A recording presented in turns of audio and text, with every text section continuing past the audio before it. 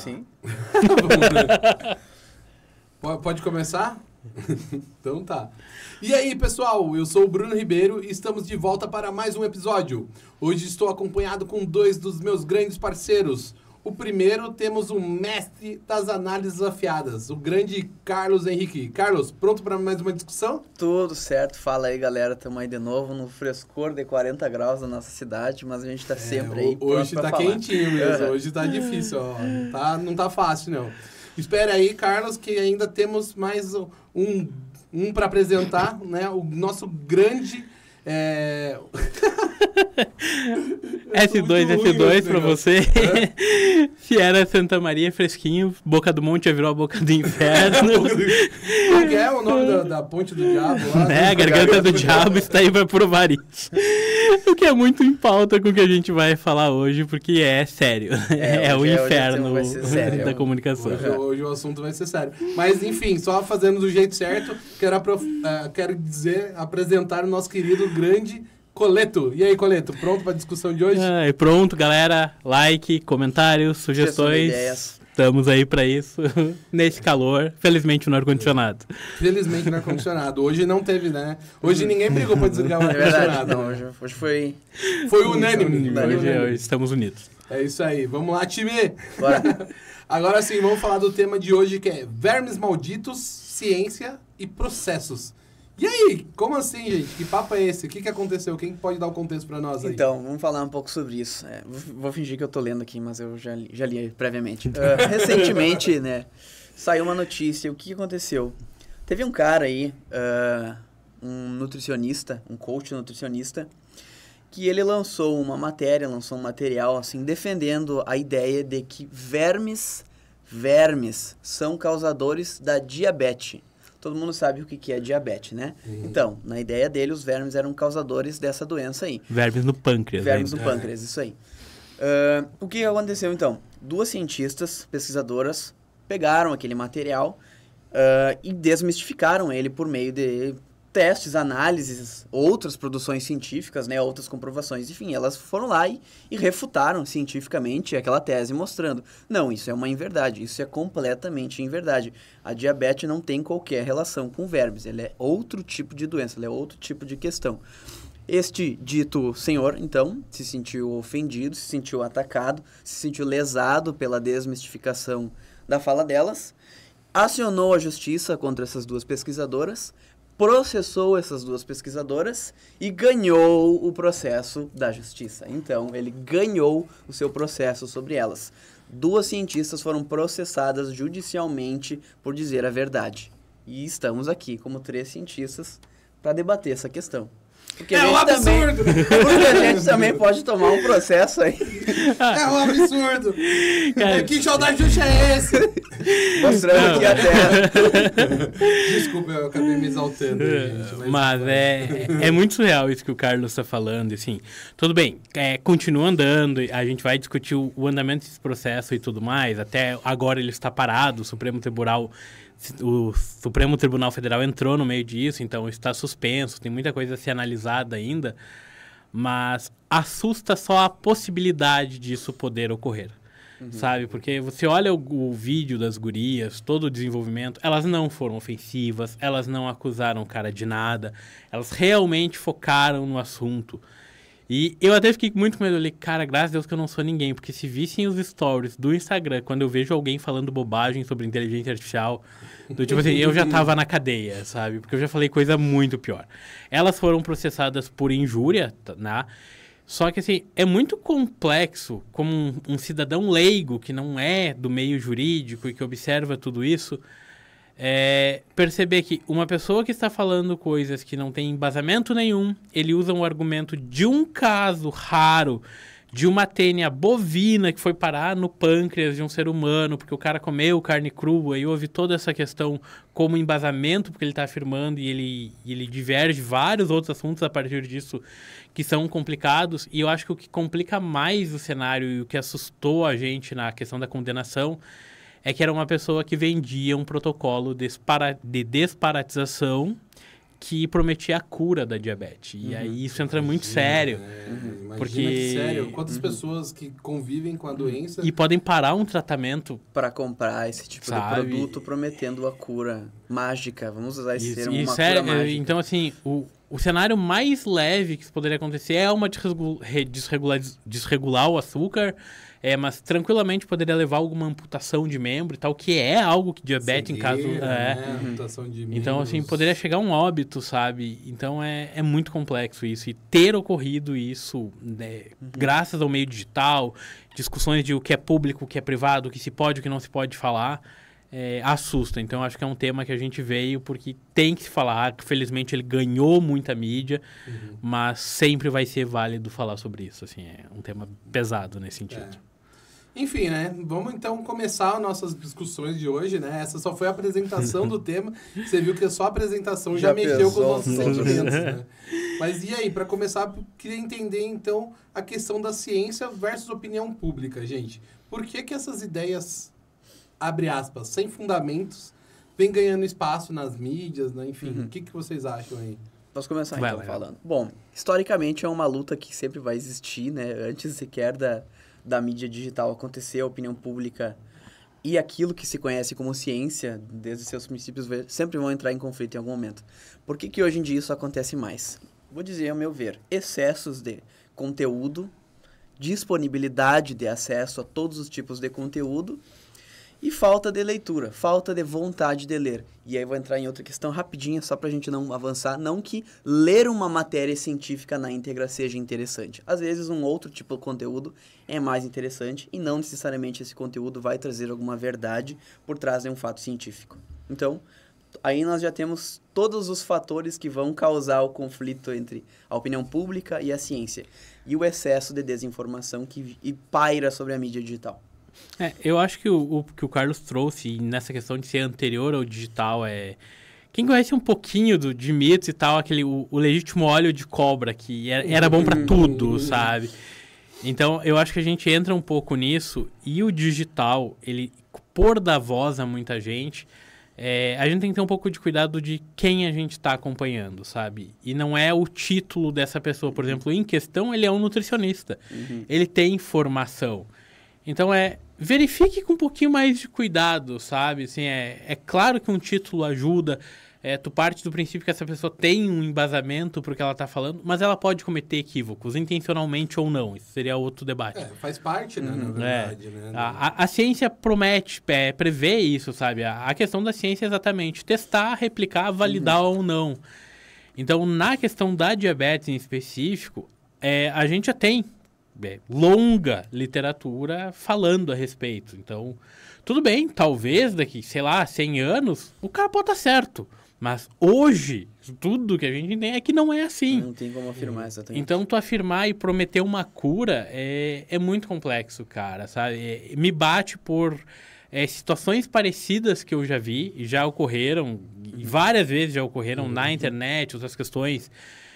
tipo, pessoas obesas, e eu tenho lugar de fala pra, né, então, tipo assim, não estou cometendo gordofobia, é local de fala, não julguem, e quem reclamar, aí eu posso processar, então não reclame, mas cara, obesidade é uma doença, é algo sério e gera problemas de saúde, e você vê pessoas falando sobre isso e sendo processada por causa disso, por difamação, por injúria.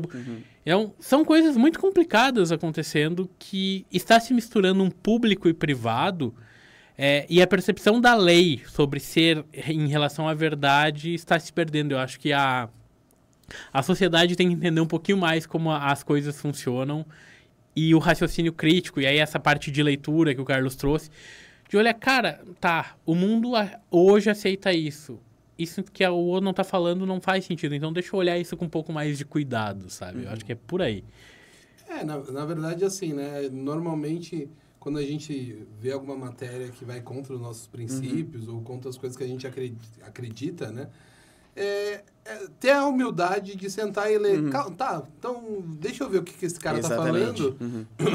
E realmente ver se faz sentido o que está sendo dito ou se, não, ele só está falando besteira, né? Então, acho que assim, a gente também, para acho que tem que criar esse senso, né, de crítico, né? Que acho que isso tá faltando um pouco hoje. Exatamente. Né? A gente vive num mundo que a gente lê a manchete e daí quando a manchete é uma coisa, o texto da manchete é outra coisa que não tem nada a ver com o que tá na manchete. E, na verdade, o que o cara disse na entrevista não foi nada daquilo, nem que tá na manchete, nem na... Perfeito. Né? E aí você vai ter uma série de shorts totalmente descontextualizado ainda rolando pelo YouTube. Pois os cortes por aí, né? Boa.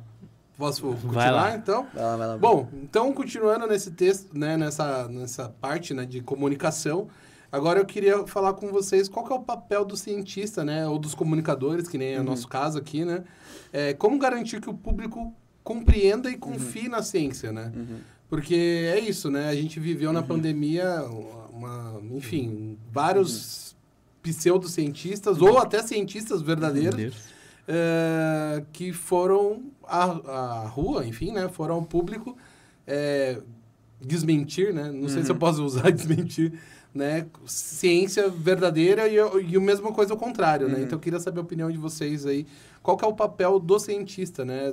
Da gente que está na academia, como trazer isso para o grande público, né? De forma geral. Nossa, o que eu posso dizer? Todo cientista, ele é também um comunicador. Porque a partir do momento que ele está produzindo ciência, que ele está construindo uma leitura sobre o mundo a partir de algum argumento, de alguma teoria, de alguma construção que foi previamente testada e comprovada, então ele está trabalhando com algumas instâncias da verdade que as pessoas precisam ter acesso. Então, um papel muito importante que o cientista, enquanto comunicador, ele tem, quando ele está produzindo conhecimento, é produzir esse conhecimento através de uma linguagem que seja acessível para as pessoas que vão consumir aquele conhecimento. Eu e o Coleto, que a gente já trabalha com pesquisa há bastante tempo, a gente, agora fazendo uma meia-culpa, nós temos um certo vício que é escrever de maneira muito técnica, de modo que, às vezes, nem a nossa orientadora consegue entender o que a gente está falando, que a gente precisa explicar tudo esmiuçadamente. Ótimo, né? O que é uma coisa muito boa, né? Só que o que acontece?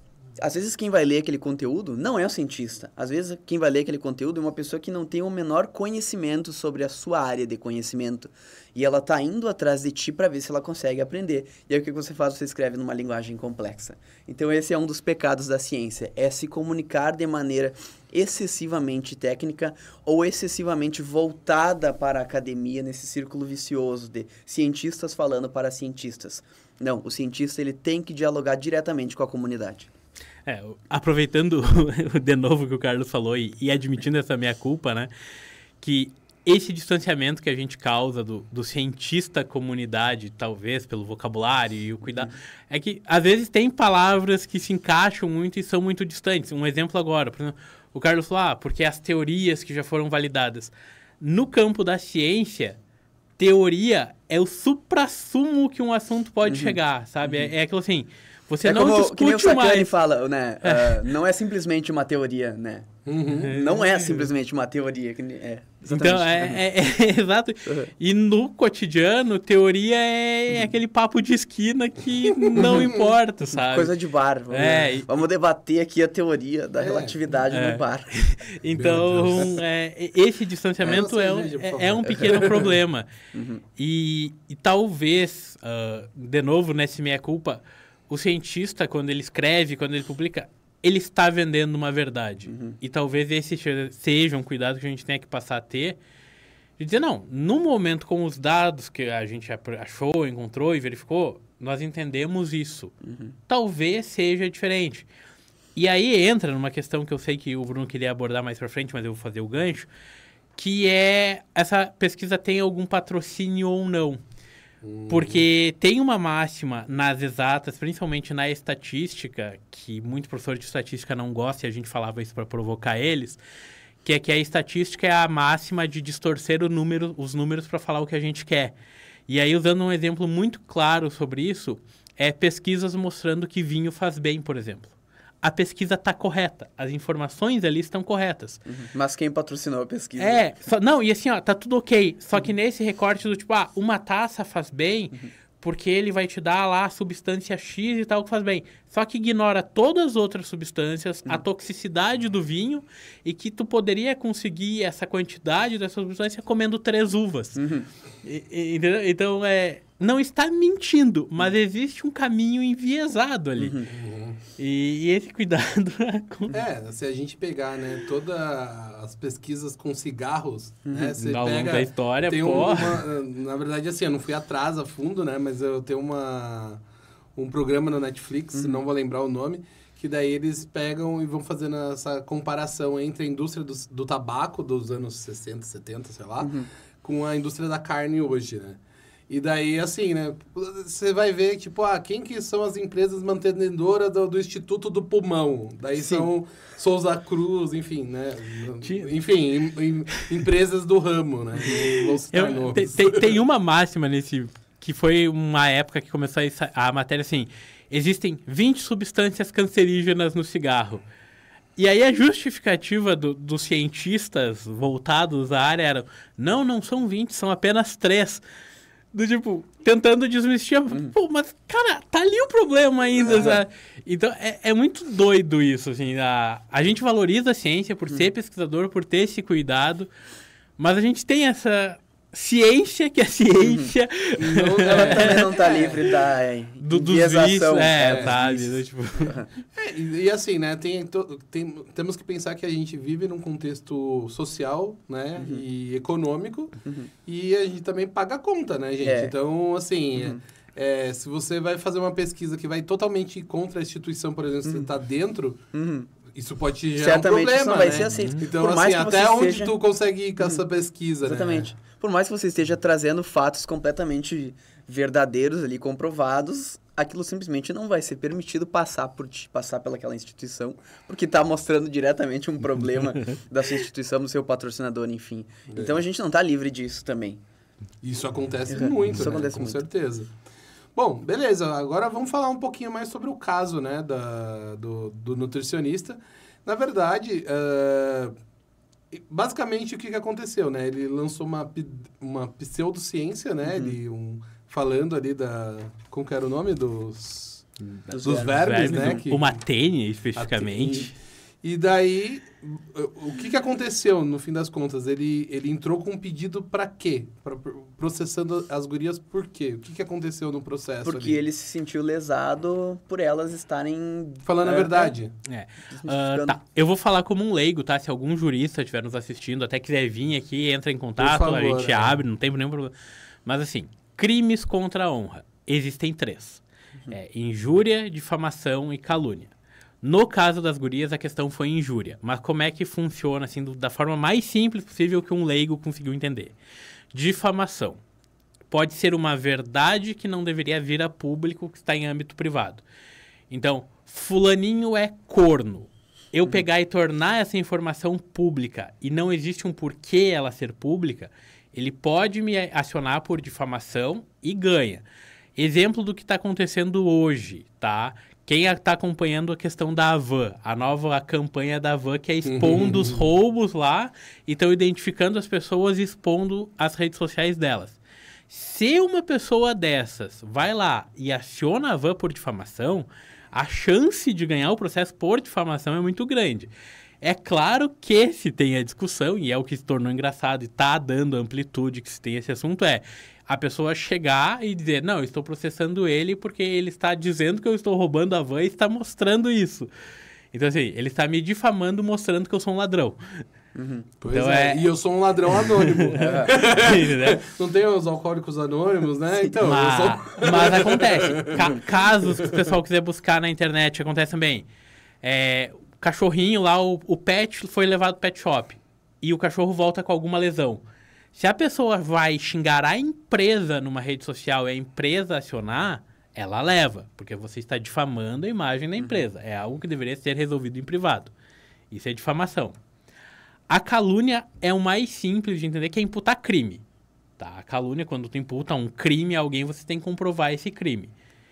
E a injúria, que é o que as meninas estão sendo vítimas, que o processo agora está parado lá no Supremo, né? Ele decidiu que teria que analisar melhor e tal... É o que a gente brinca, assim, no leigo, que é meio o Teletubbies, porque é quando a pessoa tá tristinha. Então, é o lado sentimental. Quando eu tô chateado. Então, Coleto, só com você eu já vou ganhar uma grana em processo, qualquer processo de injúria, se tu vai ler o processo, ele vai estar lá. Porque as palavras proferidas você me magoou. Atingiram profundamente o sentimental da pessoa e não sei o que lá. Tanto que no caso em questão, o processo inicial foi pedido 10 mil, né, de indenização. A juíza baixou para 1.000, mas condenou as gurias ainda. Ele ganhou nessa primeira parte. Ele ganhou, elas foram condenadas, elas estavam em dúvida se iam recorrer ou não. E aí deu todo o BO que falou pro pessoal, não, isso vai abrir uma jurisprudência muito perigosa e tudo mais. E aí o advogado recorreu, pedindo para ser aumentado para 5 mil, porque R$1.000 não teria caráter pedagógico suficiente para ensinar elas a não falar dele. Então, a loucura é essa. Cara, isso. Nossa.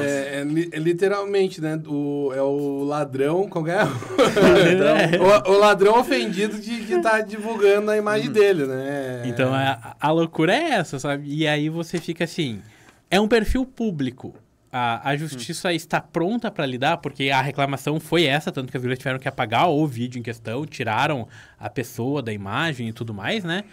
Mas a questão é assim, hoje... Com o ambiente digital, você expor um perfil que é público, que está falando algo público, é uma exposição. Exatamente. Porque já está público. Talvez a gente tenha, né, como leigo, eu questiono esse ponto. E assim, qual que é assim, continuando, né? Porque isso abre um precedente enorme. Absurdo, imagina, qualquer cara. pessoa processar qualquer pessoa. Porque assim, ó, imagina nós, assim, não que nós sejamos os donos da verdade, pelo amor de Deus. A gente deixa sempre claro que não. Por favor, não é o caso. Mas assim, nós, que eu digo cientistas, pessoas, enfim, né? Pessoas que buscam o conhecimento, elas têm que ter alguma liberdade para poder refutar principalmente o charlatanismo, charlatão que é só para ganhar dinheiro, né? Exatamente. E nesse tipo de caso, me parece um pouquinho mais grave, porque é vidas em risco, sabe? Assim, o que isso pode acarretar cara, é muito sério, sabe? É muito sério. Então... então, né? E daí então já vou entrar na próxima pergunta, como que a gente pode fazer isso hoje, né? O que vocês acham?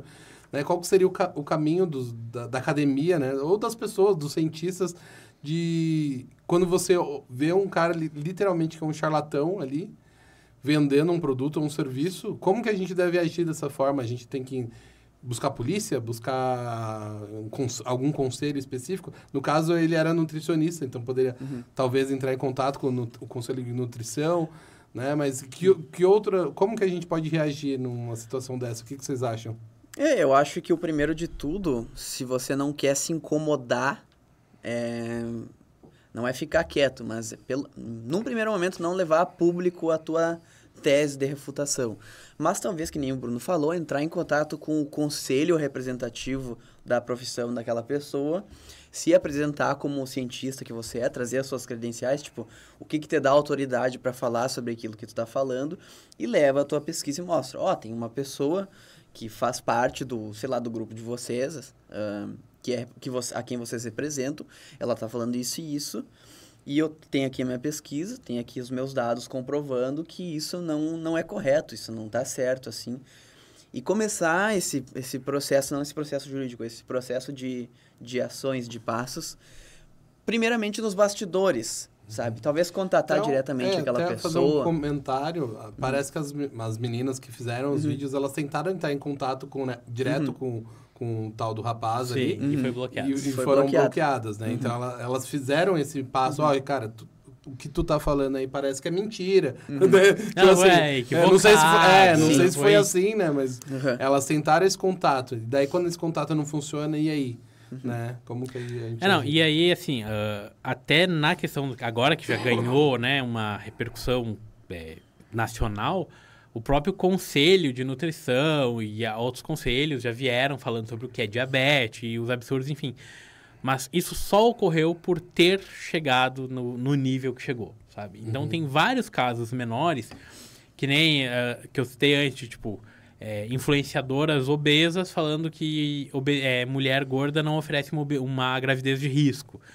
Então, esse tipo de desinformação, ela é muito complicada. Então, eu acho que, assim...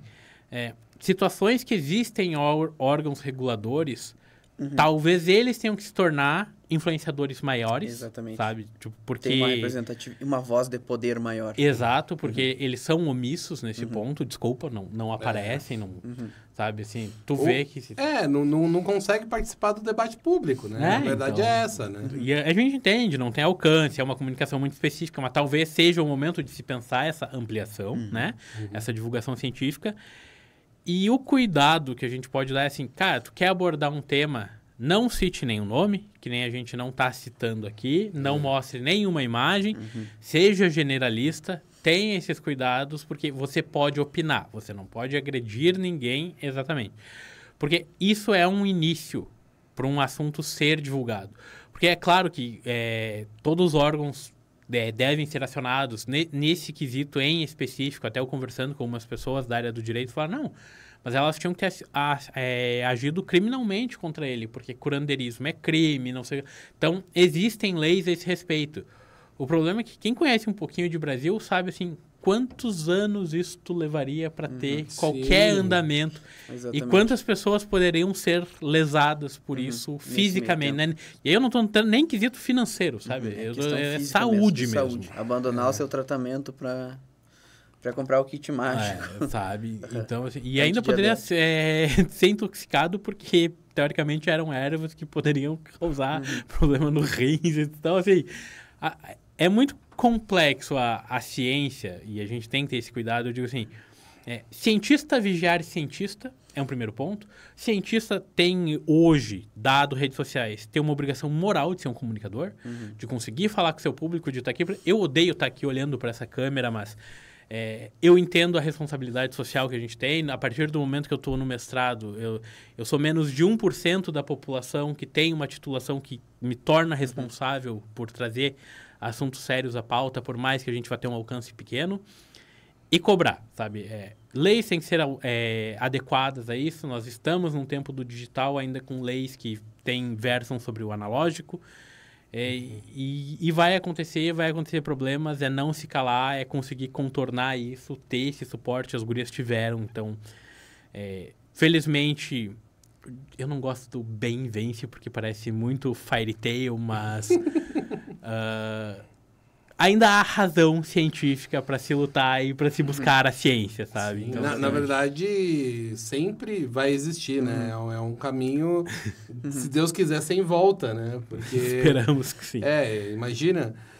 e até vai de encontro à nossa próxima pergunta, né? Querendo ou não, ali no começo o Carlos comentou da questão das redes sociais, no impacto da desinformação, né?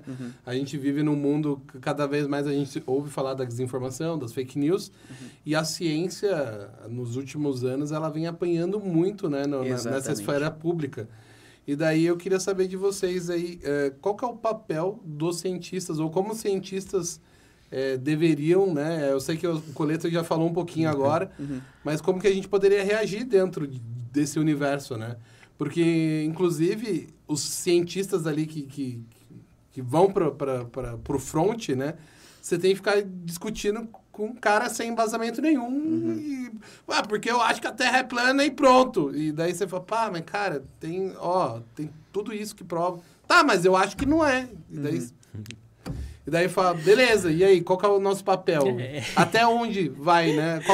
Qual que é o nosso limite antes de mandar esse cara jogar o xadrez com pombo, né? Jogar o xadrez com pombo. Quem entendeu a referência, entendeu.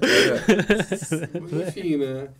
Quem não entendeu, pesquisa aí. Cara, vou dizer uma coisa, então, que talvez possa parecer até um pouco triste, mas como cientista é o que eu vejo. O nosso papel como cientista, ele vai e ele chega até a linha divisória, que é a linha da instrução. Além disso, a gente não pode mais fazer nada. A gente não tem mais o poder para nada. A gente consegue chegar até a parte da instrução. Mas o que a pessoa vai reter e decidir seguir ou não, decidir compreender ou não, a gente não tem mais qualquer poder sobre.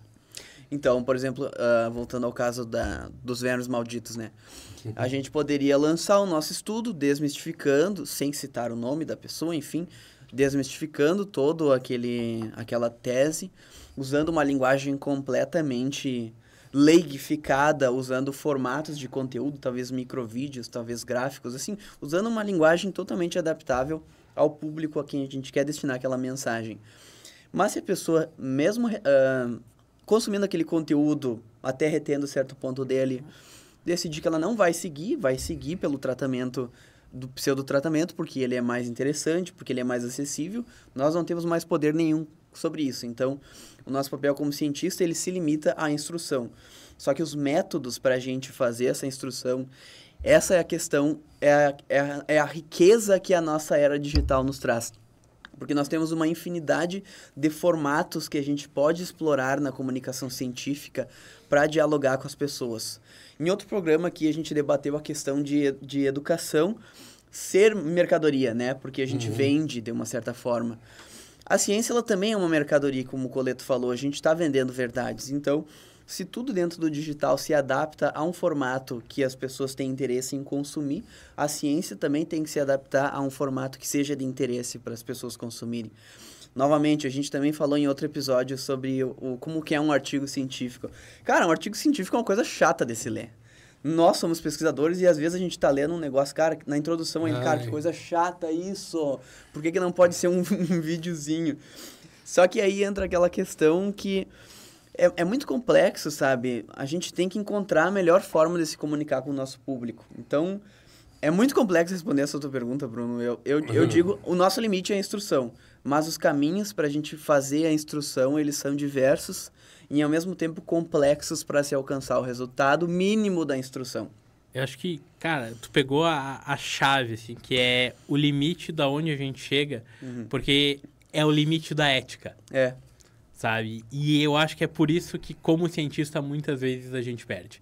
Até pegando a ideia da capitologia... Porque o cara que não é, ele não vai ser ético. Né? Entendeu? Então, assim, tipo, que é a capitologia nada mais é que usar o digital como um método de influência, de ferramenta. O ético, o cientista, o que a gente vai fazer é tentar influenciar para dizer, ó, isto aqui é a verdade, você está sendo instruído por aqui. A pessoa, quando ela corta essa linha, ela vai para manipulação. Então, ela vai fazer aquele apelo emocional a indústria não quer que você saiba e agora você vai ser curado porque são quantos milhões... Tudo que o seu médico escondeu de você. E assim, isso é os mais clichês, sabe? Tem gatilhos muito mais profundos que estão ali e cara, funciona, sabe? Funciona. Como comunicador, eu digo assim, funciona. Então, na verdade, até essa é a nossa próxima pergunta, né? Porque, assim, a gente já falou um pouco, né, de como funciona a escrita acadêmica e a gente tem que, inclusive para algumas revistas, enfim, o sistema funciona dentro de algumas regras, né? E daí a gente tem que seguir alguns padrões para poder publicar ali os nossos artigos, enfim, né? Nosso conhecimento.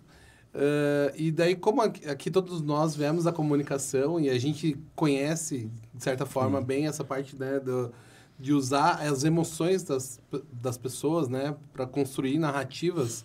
E daí, vocês já estavam comentando ali alguns exemplos de narrativas. Eu queria saber de vocês como que a gente poderia fazer, então, que a ciência se torne... que a gente possa utilizar, né, ou... utilizar essa questão das emoções para passar o conhecimento científico, né? Porque até um pouco antes aqui de começar a gente estava conversando e daí quando o cara já começa falando assim, ó, o que o teu médico não te falou, não sei o que lá, a gente já sabe que é charlatanismo, né? Automaticamente, às vezes pode não ser, né? Mas 99,9%. Mas assim, quando começa assim, você já vê que tem uma questão tipo, meu, calma aí, esse cara tá estranho, né? E daí eu falo, pensando como, agora, publicitários, né? Como que a gente pode usar as nossas técnicas de persuasão ali, da publicidade, de uma forma ética para divulgar trabalhos científicos, né? Então, para difundir trabalhos científicos. E aí, quem que topa essa? Essa daí... Eu acho que a gente tenta, né? Artigos que a gente tem com a autoria... a gente sempre tenta fazer algum título mais instigante do que seria normalmente. Então, do tipo, tem o metaverso de Schrödinger, ou educação é mercadoria, não é mercadoria, a importância de desmistificar crenças populares. Então, a gente tenta atrair para a leitura. E eu acho que ali ainda é o limite da instrução que a gente estava discutindo antes. Porque, por mais que seja a verdade... um questionamento que a gente faz justifica eu manipular uma pessoa para ela aceitar? Por mais que eu, sabe, do tipo assim, existe uma manipulação de boa intenção. Sabe? Me cabe fazer isso, me cabe... Ouça o nosso podcast. Tá? Ouça o nosso podcast. Então, assim, cara, é muito complexo isso. Eu acho que tem que brincar mais, talvez, a roupagem do cientista, se aproximar mais do cidadão, talvez seja um caminho. Da cultura popular, trazer mais referências com que as pessoas tenham familiaridade, integrar mais, talvez, o cotidiano das pessoas nas nossas falas. Coisa assim, mostrar que a ciência, ela é uma leitura, mas os processos das ciências, eles acontecem cotidianamente na vida das pessoas. O que a gente faz é apenas olhar para esses processos, colocar no papel e explicar para as pessoas o que eles estão, o que está acontecendo, por quê e como, né? Mas justamente trazer isso para o cotidiano, mostrar como as coisas acontecem ao nosso redor e que estamos todos imersos nesse meio. Acho que é. Porque, cara, pegando esse caso ainda, falando de é uma batalha injusta, sabe? Porque, por exemplo, tu vai olhar o cientista, cara, ele vai te falar, nós temos novas ferramentas para o controle da diabetes, você vai conseguir levar uma vida ok, com mais tranquilidade, tem esse medicamento aqui, vai ter isso aqui, essa alimentação. E o outro te promete a cura mágica. Então, se você não tem a instrução... Qual que vai pesar mais? Uma vida ok ou a cura? Você quer 6 meses de academia ou quer tomar água com limão às 6 da manhã, sabe? Então é esse tipo de guerra que a ciência luta, sabe? O Coleto falou tudo, é extremamente desproporcional, sabe? E a gente tem que lutar contra uma produção de conteúdo que é absurdamente focada no gatilho emocional, enquanto a nossa comunicação tende a ser completamente... apática, séria, fria e lógica. Exato. E entra um outro quesito, que é uma fonte financeira, que é a venda de cursos, sabe? Que foi o que gerou esse problema todo, tanto que eles vendem o protocolo. Porque uma pessoa cria o curso e tem 300 outras pessoas criando anúncio e revendendo e ganhando comissão em cima disso. Então, tu cerca o cidadão de uma forma... Tu blinda ele, né? Que ele tá na bolha. Cara, todo mundo tá falando isso. Eu tô vendo essa propaganda, 1000 vezes por dia. A cada 3 rolagens do Instagram é uma publicidade dela. E aí tu tem um cientista lá com um vídeo de meia hora falando, explicando... Lendo. Então, você tem que usar porque tal medicamento. Então assim, e até eu cito de novo as gurias, e eu esqueci de citar o canal dela, caso alguém não conheça, apesar que agora já tá em alcance nacional, que é Nunca Vi um Cientista, sigam lá. Cara, elas chegam a fazer teatro, sabe? Muito legal. É aquela coisa assim massa. do tipo, o cientista hoje, ele quase é um palhacinho de circo, assim, é muito perto do submeter ao ridículo, para tentar cativar pela graça, para tentar reter uma atenção, porque ele tá te vendendo uma verdade que talvez não seja a que tu quer. Exatamente. Do tipo, não tem uma solução fácil para isso Enquanto aqui. o cientista é que deveria ter a liberdade e a facilidade comunicativa que a pseudociência e a venda de cursos tem. Fazendo qualquer... usar a palavra bobagem e lucrando milhões em cima disso através da venda da sua mercadoria baseada em pseudociência, em pseudoconhecimentos, né? Então, muito doido. É uma crise existencial para quem trabalha com ciência. Bad vibes total, Nossa, esse episódio aqui, realmente tá só ladeira abaixo. Assim, daqui a pouco a galera vai vir aqui dar um abraço na gente dentro do estúdio, né? Você que tá terminando o teu doutorado aí, nossa, a vontade de largar tudo e virar um Power Ranger, ela vem à tona nessas horas. Quando a gente... Nossa, realmente é um dilema. Mas assim, na verdade, gente, existem várias frentes, né? E as gurias lá são uma delas. Tem outros youtubers que falam sobre ciência. A gente aqui no podcast, a gente está trazendo temas relacionados à ciência. E é isso, né? Acho que é como a academia, de alguma forma, tenta dar voz para o que está acontecendo dentro das faculdades, dentro das universidades, né? Trazendo a ciência de uma forma mais descontraída, que nem o Coleto falou ali, palhacinho, né? Mas é isso, né? É o que a gente pode fazer dentro dos nossos limites morais e éticos, né? E também de conhecimento, né? Porque a gente não é dono da verdade. Exatamente. E, enfim, né? Por favor, inclusive, Se discordam da gente, a gente mandem, tava falando, né, mas os ser comentários cientista não significa ser dono de verdade nenhuma, bem que o Bruno falou. Não, Não é posse de conhecimento, nada. Ser cientista é duvidar. Exatamente. Sabe? É você ler uma porrada de artigos e perceber que você não sabe nada. Que, tipo, cara... E quanto mais tu lê, mais você tem certeza que você não sabe nada, né? Isso que é o mais incrível, né? Mas é isso, gente. Estamos, enfim, muito triste de chegar ao final. Queria que vocês aí se despedissem do pessoal. Estamos muito tristes, ponto. Estamos muito tristes. Muito obrigado. E, então é isso. Então, pessoal, hoje falamos então um pouco sobre ciência, pseudociência e como elas se enfrentam, né? Os desafios que os comunicadores científicos enfrentam e o impacto das redes sociais nessa batalha, né? Fica a pergunta: como podemos construir uma comunicação científica mais forte e acessível para todos? Deixa aí nos comentários a resposta. Eu acho que a que gente esse é o também não grande, sabe. Exatamente. Esse é o nosso grande desafio, né? Quem tenta divulgar a ciência de forma geral. E é isso, gente. Muito obrigado por ouvirem até aqui. Até o próximo episódio. Valeu. Feito. Feito. É isso aí.